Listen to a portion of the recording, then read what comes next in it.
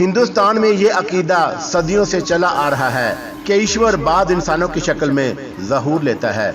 उसी अकीदे के मुताबिक श्री रामचंद्र, श्री कृष्ण और महात्मा बुद्ध को ईश्वर के अवतार समझा जाता है।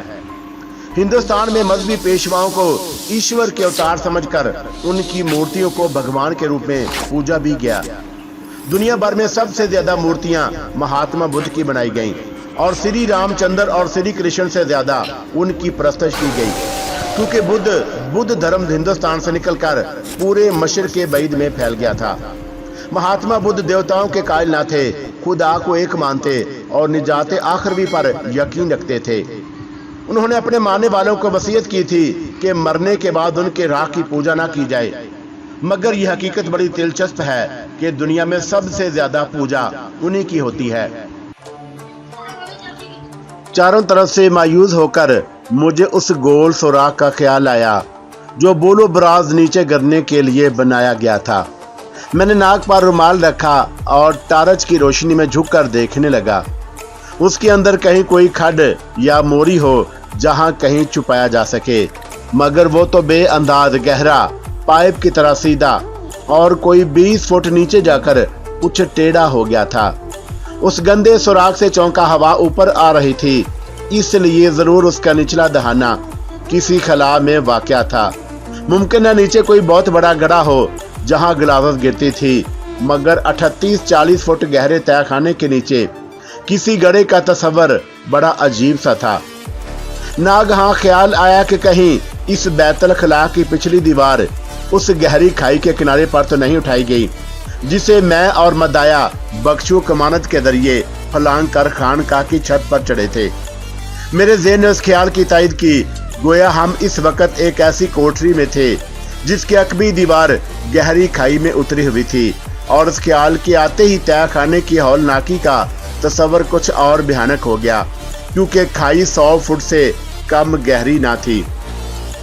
बैतुल खला के सुराख से हटकर मैंने फर्श को पांव से ठोक ठोक कर देखा तो एक सिल कुछ ढीली लगी। मैं टार्च का पैंथा को पकड़ाकर वहीं बैठ गया और खंजर की नोक से उसके दराजों में भरा रेत मिला सख्त चूना उखाड़ने लगा। 15-20 मिनट की लगातार मेहनत के बाद वो भारी सिल उखाड़ डाली। नीचे सख्त पथरीली मिट्टी की तह थी, जिसे खंजर की नोक से काट काट कर बैतुल खला के सुराख से नीचे फेंकता चला गया और एक छोटा सा गड्ढा खोद लिया। फिर खंजर, घड़ी, अंगूठी, नकदी और टार्च कागज में लपेटकर जो मेरे कोट की जेब में मौजूद थे, सब चीजें गड्ढे में दबा दी और पत्थर की सिल रखी और उसकी दर्दों को पथरीली मिट्टी और उखड़े हुए चूने से भरकर हमवार कर दिया। इस काम से फारिग होकर हमने अंधेरे में उस डरबे का कवाटर टटोला और चौपायों की तरह आगे पीछे चलते वहां से निकले। कोठरी में आते ही मैंने काया पैंथा के जिस्म पर झूलते गंदे चीथड़े उतरवा दिए और अपनी कमीज पहनने को दी, मगर उसने कमीज नहीं ली। कमीज मैंने पहन ली तो तुम क्या पहनोगे? मेरे पास बनियान है, बनियान मुझे दे दो। और बनियान के साथ छोटा कोट भी उसे पहना दिया, जिससे उसका हुलिया बदल गया और जिस्म भी गर्म हवा। उस बर्फानी इलाके में सर्दी के बावजूद अगर वो ठंड से बचा रहा तो वजह गालबन ये थी कि 5 बरस के दौरान उसके जिस्म पर मैल की कई तहें जम गई और मसाम बंद हो गए थे। मेरे अंदाजे के मुताबिक अब सुबह का तड़का होने वाला था। अगर उस बस्ती में कोई मुर्ग था तो जरूर उसने बांग दी होगी, मगर उस ज़ाहिर ज़मीन तहखाने में ना तो हम रोशनी देख सकते, ना बाहर की कोई आवाज़ सुन सकते थे। ये सोचकर ना जाने दिन को यहाँ क्या हालात पेश आए, हम थोड़ी देर के लिए सो जाना चाहते थे, काया पैंथा ने बताया। दोपहर के खाने से पहले उस कुएं में कोई नहीं उतरता। उस बंदी घर में ये मेरी पहली रात थी। रत जगे और जिस्मानी मशक्कत से शरीर थकन से चूर हो रहा था। फर्श पर लेटे लेटे मैं उन वाकयात पर गौर करने लगा जो उस काल कोठरी में पहुंचने तक पेश आए थे। फिर न जाने कब नींद आई और कब मैं सो गया। आंख उस वक्त खुली जब कोठरी का बैरूनी दरवाजा खुला और एक नामालूम सा मलजगा अंजाला अंदर लपका। कोठरी का पहरेदार दोपहर का खाना देने आया था। काया पैंथा कभी का बेदार हो चुका था, मगर उसने मुझे नहीं जगाया ताकि अपनी नींद पूरी कर लूं। मैं दरवाजे का खटका सुनकर जागा और उठकर बैठ गया। पहरेदार ने लोहे की सलाखों में हाथ डालकर रात का खाली बर्तन उठा लिया और काया पैंथा के साथ मेरा खाना भी अंदर रख दिया। रोटियां दो थी, एक काया और दूसरा मेरे लिए, मगर पीले रंग की पतली दाल का कटोरा एक ही था।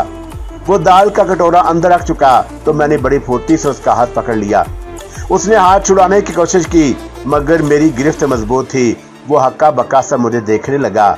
काया पैंथा भी दम खुद था कि एकाएकी मुझे क्या हो गया। मैं असम की कबायली जुबान में, जो असम और तिब्बत की सरहद पर कांगडू के आसपास बोली जाती है, बोला, तुम थापा बहादुर के आदमी हो या पुरोहित गंजाल के? पुरोहित जी हम सब के गुरु हैं। तो फिर जाकर उनसे कह दो कि वो जीत गया, मैं हार गया, मगर इस बंदी घर में वो मेरे साथ जानवरों का सलूक नहीं कर सकता। पहरेदार हैरत और शजदर रह गया और मैंने उसकी हैरत में कुछ और इजाफा कर दिया। पुरोहित गंजाल को मेरा संदेश दो कि मैं खाने से पहले नहाना चाहता हूँ, नहाने के लिए पानी भिजवा दो। पहरेदार की आंखों में हैरत ने एक और करवट ली, यूं देख रहा था जैसे उसे मेरी दिमागी हालत पर शिबा हो। मैंने पूछा, मेरा संदेश पहुंचा दोगे ना? उसने इस बात में सर हिला दिया, पहुंचा दूंगा। मैंने हाथ छोड़ दिया और कबायली पहरेदार आहनी जंगले के बाहर वाली कोठरी का दरवाजा खुला छोड़कर तेजी से पलटा और तय खाने की सीढ़ियां फलांगता ऊपर भाग गया। मुझे वक्त का ठीक अंदाजा न हो सका। काया ने बताया था कि खाना दो बार दिया जाता है, दिन को 12 बजे और रात को 8 बजे। इस वक्त 12 बज चुके थे और शायद पुरोहित गंजाल भी भोजन कर रहा होगा। काया पैंथा किसी पंछी की तरह सहमा बैठा था। कहने लगा, तुमने गंजाल को संदेश भेजकर अच्छा नहीं किया। मैंने उसकी बात पर तवज्जो नहीं दी और खाना देखकर हैरान रह गया। मिट्टी के गंदे प्याले में, जिसे शायद कभी धोया नहीं गया था, पीला पीला रंगदार पानी भरा था और उस पीले पानी के अंदर कहीं दाल के चंद दाने प्याले की ताब में बैठे थे। रोटी उठाकर देखी तो ना जाने कौन से आटे की थी, बल्कि वो आटा था ही नहीं। एक लुकमा तोड़ कर चखा तो थोहर की तरह कसीला और कड़वा लगा। काया से पूछा, क्या यही रोटी मिलती है यहाँ? नहीं, रात के खाने में भात मिलता है, पीच की कड़ी होती है, मगर न रोटी से पेट भरता है और न भात से। अभी उसकी बात खत्म की थी कि सीढ़ियों पर आहट सुनाई दी, मगर ये कई कदमों की मिली जुली आहट थी। चंद लम्हों बाद पुरोहित गंजाल और थापा बहादुर आगे पीछे जीना उतरते नजर आए। उनके पीछे 3 पहरेदार थे। उन्हें देखते ही काया पैंथा कच्ची टहनी की तरह काम गया, क्योंकि थापा बहादुर के हाथ में बंदूक की बजाय चमड़े का एक हंटर था। पुरोहित गंजाल बैरूनी कोठरी में दाखिल हुआ और अपने मखसूस अंदाज में चलता आहनी जंगले के पास आकर रुक गया। मैंने उससे और उसने मुझे देखा और बोला, कैशव जी, मैं यहाँ से 100 गाड़ी लौटने ही वाला था कि आपका संदेश मिला। जबी सेवा के लिए हाजिर हो गया। आपने मुझे हार जीत का कहलवा भेजा है। मैं तो नहीं जानता कि हार क्या है, जीत क्या है। आप भी इस बात को भूल जाएं। पुरोहित गंजाल, तुमने मुझे अपना बंदी बनाया है, ये तुम्हारी जीत है। मैंने आपको बंदी नहीं बनाया, फिर मैं किसके हुक्म पर कैद में हूँ? मेरी आवाज ऊंची थी, मगर उसका लहजा नरम था। धीरे केशव जी, जरा धीरे। यहाँ आप मेरे नहीं, थापा बहादुर के बंदी हैं, क्योंकि थापा इसी बस्ती का मालिक है और आप चोरों की तरह छत के रास्ते खानका में घुसे थे। मगर थापा बहादुर को मुझसे क्या बैर हो सकता है? झगड़ा तो मेरा और तुम्हारे दरमियान है। मैंने बोल दिया ना कि आप थापा के पाबंदी हैं, मेरे नहीं। फिर भी आपकी बात सुनना चाहता हूँ। कहिए, मैं आपके लिए क्या कर सकता हूँ? मुझे यहाँ से निकल जाने दो। अगर ऐसा ना हो सके तो बात बहुत आगे बढ़ जाएगी और उसका नतीजा अच्छा नहीं होगा। मैं तो आपके साथ हमेशा अच्छा बर्ताव करता रहा हूँ केशव जी। आप एक बुद्ध ज्ञानी हैं और मैं आप जैसे ज्ञानियों का सेवक हूँ, परंतु आप ही मुझसे उलझते और झगड़ते रहे हैं। फिर भी आज्ञा दीजिए, अब आप कैसा बर्ताव चाहते हैं?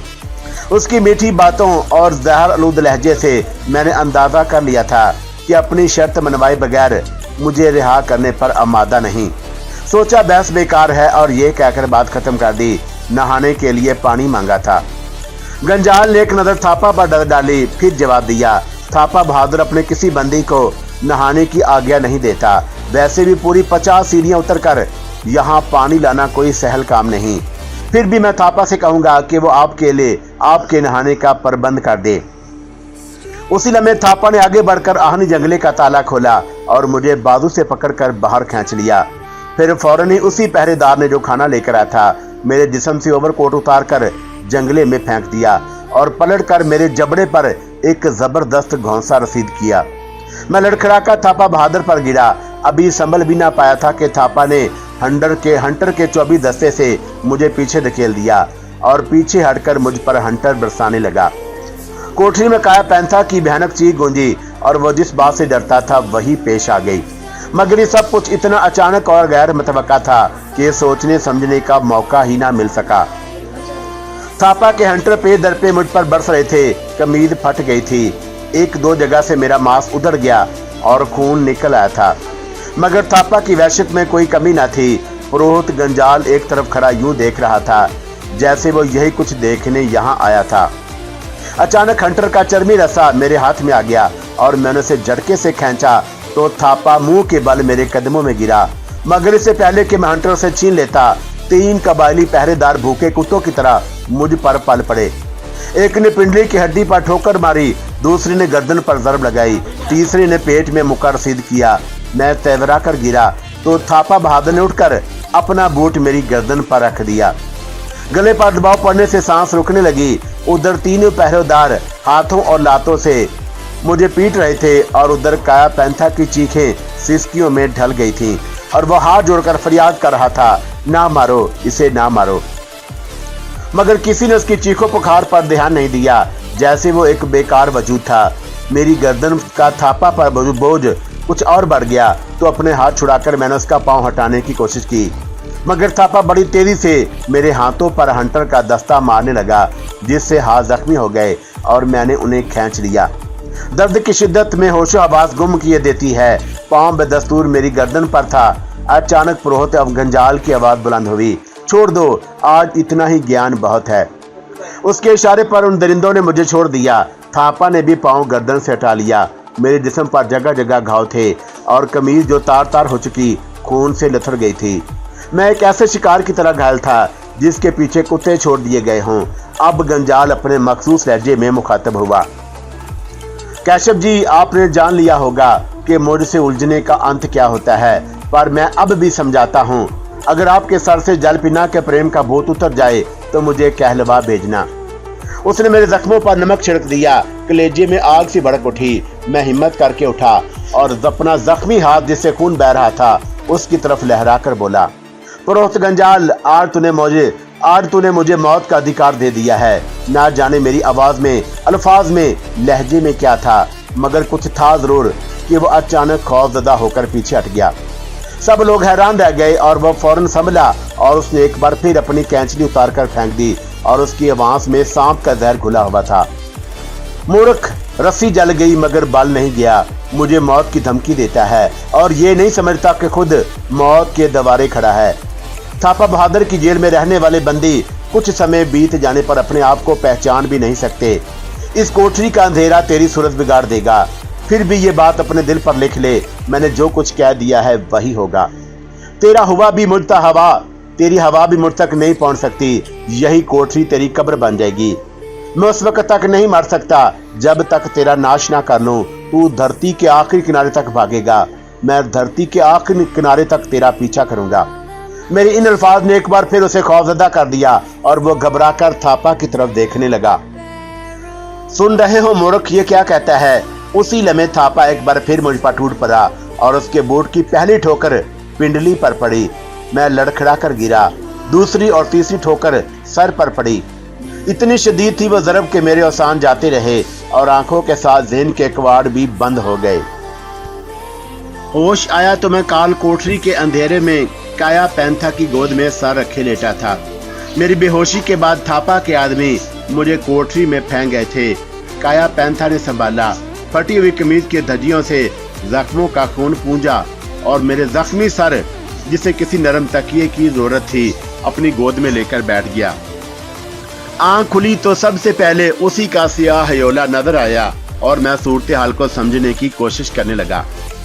जिस्म जख्मों से घायल और जरबों से चोट था।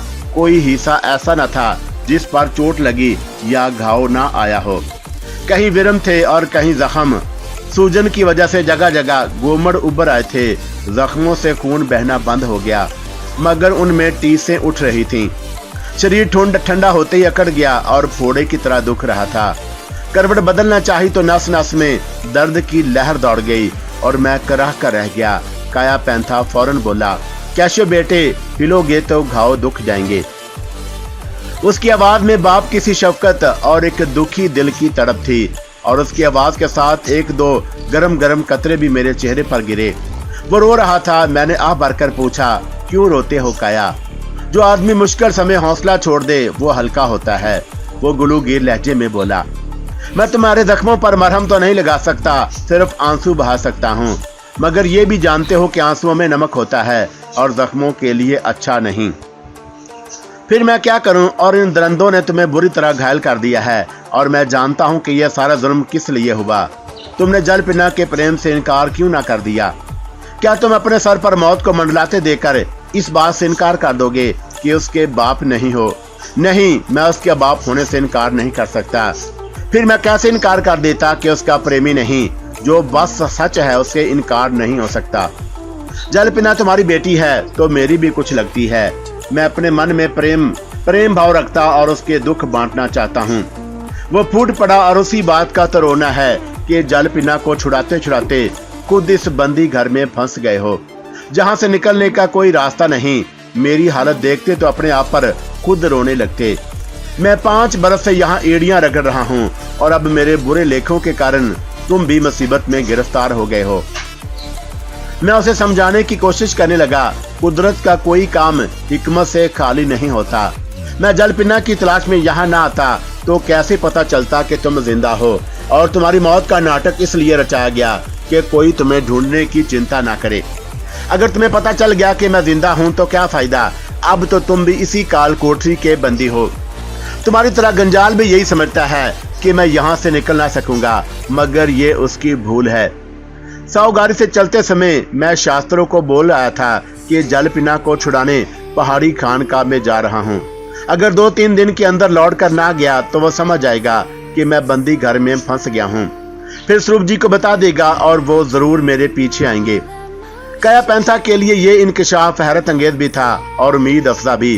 क्या स्वरूप जी तुम्हें छुड़ाने की कोशिश करेंगे? क्यों नहीं करेंगे, मेरा उनका नाता ही ऐसा है।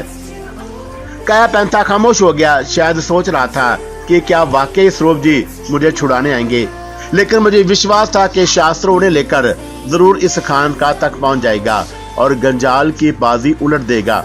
अब मैंने काया को अपने और जलपिना के बारे में कुछ बताना जरूरी समझा।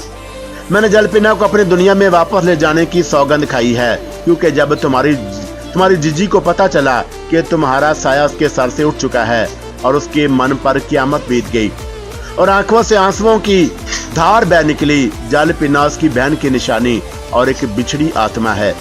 वो अपनी बिछड़ी आत्मा से मिलने को तड़पने लगी, चाहती थी कि उसे रंगामती ले आए और अपनी बहू बना ले।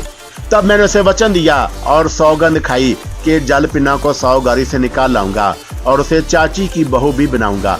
मैं अपनी माँ का सपना पूरा करने निकला हूँ और ये सपना जरूर पूरा होगा, क्योंकि मैं और जलपिना एक दूसरे से प्रेम करते हैं। काया पैंथा की आंखों में शुक्रगुजारी के आंसू भी थे, प्यार की चमक भी। भगवान करे तुम्हारा सपना पूरा हो। चंद्रबाला भी यही चाहती थी कि उसकी लड़की हुई तो तुम उसे ब्याह देगी। जलपिना पैदा होने से पहले ही तुम्हारे नाम कर दी गई थी। अचानक मुझे एक नया ख्याल आया और वो मेरे प्रेम के दोष में सावगारी से निकाल दी गई और 4 दिन पहले उसे खानका में लाई गई है। क्या तुम्हारी मुलाकात नहीं कराई गई उससे? वो बेचैन हो गया। नहीं, तुम्हारे सिवा मुझे किसी ने ये भी नहीं बताया कि वो यहीं है और उसी खानका में। ये कैसा अंधेर है। हम बाप बेटी एक दूसरे के पास रहकर भी एक दूसरे से नहीं मिल पाए। इसका मतलब है कि उसे अभी तक ये नहीं बताया गया कि तुम जिंदा और खानका के तय खाने में बंद हो। जलपिना को मेरी मौत का विश्वास तो होगा, क्योंकि मेरे नाम की आरती उसकी आंखों के सामने जली थी। पर गंजाल ने उसे मेरे जीने की खबर नहीं दी होगी, शायद देगा भी नहीं, और वो मुझे तड़पा तड़पा कर मारना चाहता है। और मैं हैरान था कि आखिर पुरोहित गंजाल जलपिना को यह नहीं बताना चाहता कि उसका बाप जिंदा है, तो उसे खानका में लाने का मकसद क्या है। हालांकि काया पैंथा को बिल्कुल गैर मुतवक्का तौर पर जिंदा देखकर मुझे ख्याल गुजरा था कि वो खानका में इसलिए लाई गई है कि अगर मुझसे प्रेम का नाता तोड़ ले और सदा कुंवारी रहने का वचन दे, जैसे गंजाल चाहता है, तो उसे बाप से मिला दिया जाएगा। बहरहाल ये एक ऐसी उलझन थी जिसका कोई सिरा नहीं मिल रहा था। नाग हाँ मुझे कुछ और भी याद आया और पूछा, क्या जलपिना के बदन पर चांद ग्रहण का कोई निशान है? काया पैंथा इस सवाल पर बुरी तरह चौंका। हाँ, वो माँ के पेट में थी कि चांद ग्रहण हुआ था। जब पैदा हुई दाईं छाती के नीचे रुपया के बराबर गोल सुर्ख निशान था, जिसमें छोटे छोटे बारीक दाने से उभरे हुए थे। मगर तुमने क्यों पूछा? यूं ही, और मैंने उसे बताना ना चाहता था कि चांद ग्रहण का वही निशान उसकी बदनसीबी की इलामत बन गया है। और एक बार फिर करवट बदलने की कोशिश करने लगा, मगर अकड़े हुए जिस्म में सर से पांव तक दर्द की टीसें उठी और ना चाहने के बावजूद मेरे होंठों पर एक दर्द की कराह तड़प गई। काया पैंथा भी साथ तड़पा और वह मेरे लिए बड़ा बेचैन था, मगर कुछ भी ना कर सकता था। बस मेरा सर अपनी गोद में लिए बैठा रहा। हम एक बेहाना कबाली जेल के बंदी थे और ये बुलंद कोस्तानों का दूर आफ्ताब इलाका था, जिसके आसपास कोसों तक कानून की हुक्मरानी ना थी। हिलने जुलने से पूरे शरीर में दर्द जाग उठता, जख्मों की जलन, सूजन और ईंठन होने होले बढ़ने लगती। मैंने अभी तक कुछ खाया पिया ना था। मेरे साथ काया पैंथा भी भूखा था। थोर किसी कड़वी कसीली रोटियों के साथ पतली दाल का गंदा प्याला जू का तू एक तरफ पड़ा था। मुसलमानों की किताबों में पढ़ा था कि दोज़खियों को खाने के एवज थोहर दिया जाएगा। सोचा ये बंदी घर भी तो धरती का एक दोज़ख, एक नरक ही है, जहां हालात ने मुझे ला फेंका। कोठरी के अंदर अंधेरे से मैंने अंदाजा लगाया कि अभी सूरज गुरूब नहीं हुआ, क्योंकि रात को तय खाने में गुप अंधेरा हो जाता और करीब बैठा आदमी भी दिखाई ना देता। मगर दिन के अंधेरे में हम एक दूसरे के साए जरूर देख लेते थे। काया पैंथा 5 बरस से इन्हीं अंधेरों में रहने और यही खाना खाने का आदी था। मैंने पूछा, तुमने भोजन क्यों नहीं किया? बस जी नहीं चाहा। आज यही सोचता रहा हूँ कि तुम्हारे घाव कैसे भरेंगे। समय हर घाव भर देता है, मेरे घाव भी भर जाएंगे। तुम चिंता ना करो और भोजन कर लो।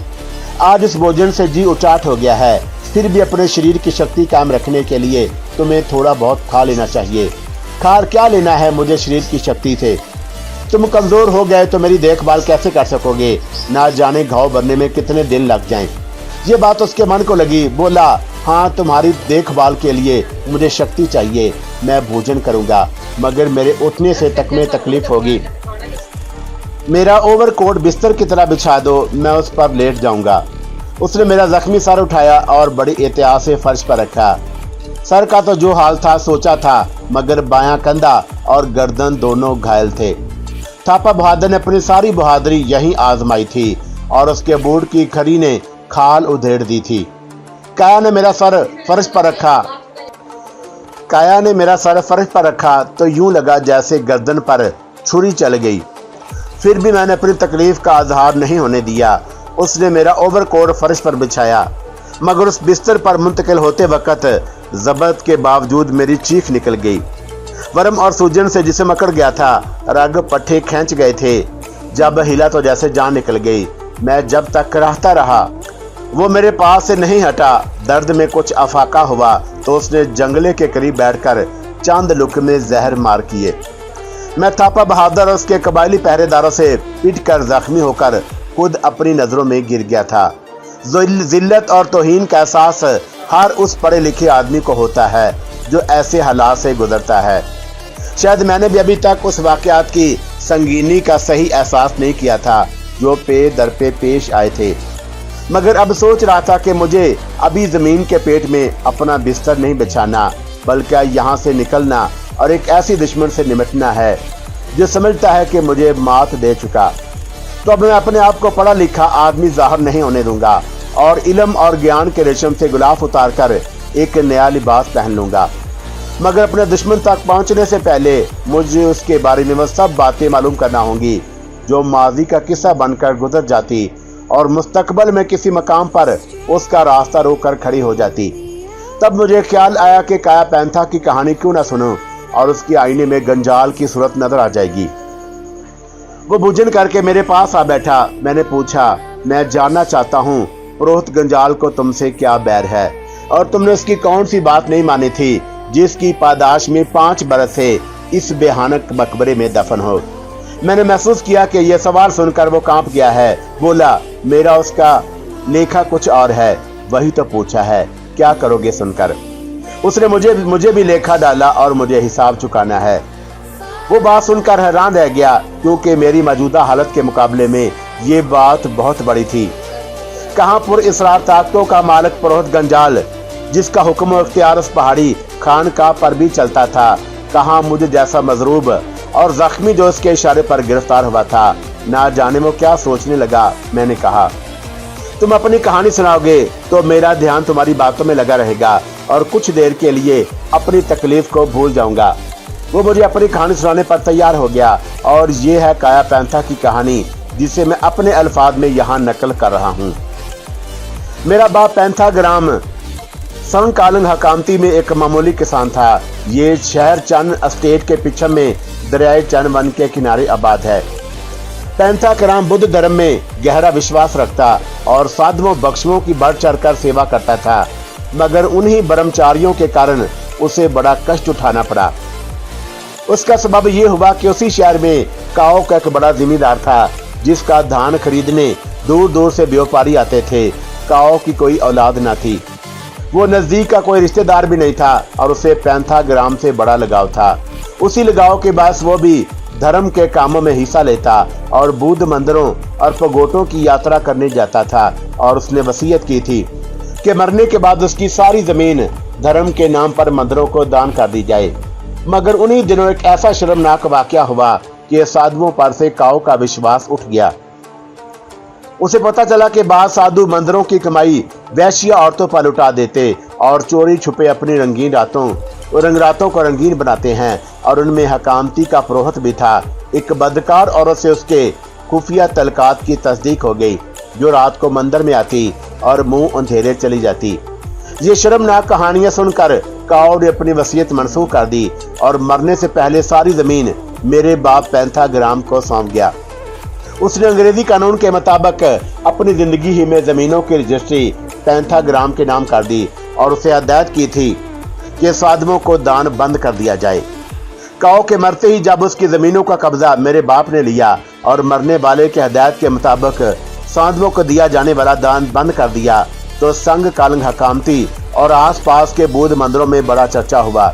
हकामती के पुरोहित और साधुओं ने तो काओ की रसूमयत में भी शिरकत नहीं की और उसकी चिता को आग मेरे बाप ने लगाई थी। उसी कारण साधु उसके खिलाफ हो गए और उन्होंने काओ की पुरानी वसीयत की बिना पर मांडले की बुद्ध काउंसिल तक अर्जियां भेजी कि काओ की जमीनें मंदिरों को दी जाएं या फिर धर्म के नाम पर अलहदगी की गई जमीनों और जायदाद की रक्षा करने वाला डिपार्टमेंट महकमा औकाफ उन पर कब्जा कर ले। मगर बर्मा के अंग्रेजी कानून के मुताबिक इन जमीनों की रजिस्ट्री पैंथा के राम के नाम हो चुकी थी, इसलिए साधुओं की ये सारी चालें नाकाम हो गई। मगर उन्होंने मेरे बाप का पीछा नहीं छोड़ा और काओ के नकली रिश्तेदार पैदा करके हक की रिश्तेदारी, हक के आसाइश, हक के शुफा और हक के दखल याबी के कितने ही झूठे मुकदमे खड़े कर दिए और आए दिन कचहरियों में पेशियां होने लगी।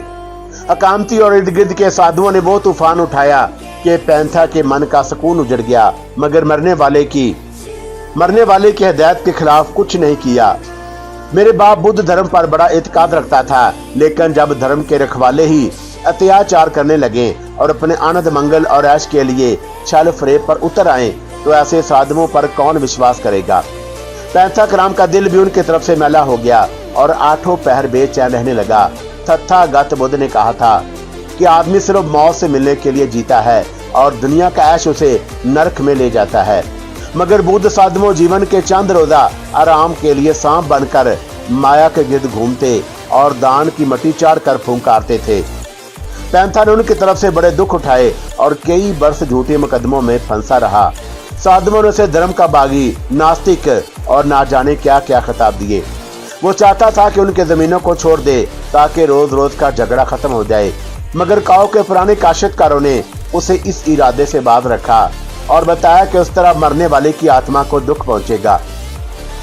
पैंथा ग्राम मन की शांति ढूंढने और ये देखने के लिए कि आया दुनिया के सारे बुद्ध मंदिरों में साधुओं का यही हाल है, यात्री बनकर देश देश घूमने लगा।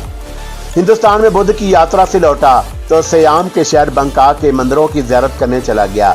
फिर उसने मलाया के शहर को आन तान के बहुत बड़े बुद्ध मंदिर का चर्चा सुना, जहां तथागत बुद्ध की हजारों मूर्तियां रखी गईं और उनके दर्शनों के लिए बुद्ध यात्री दूर दूर से पहुंचते और मन की शक्ति लेकर लौटते थे।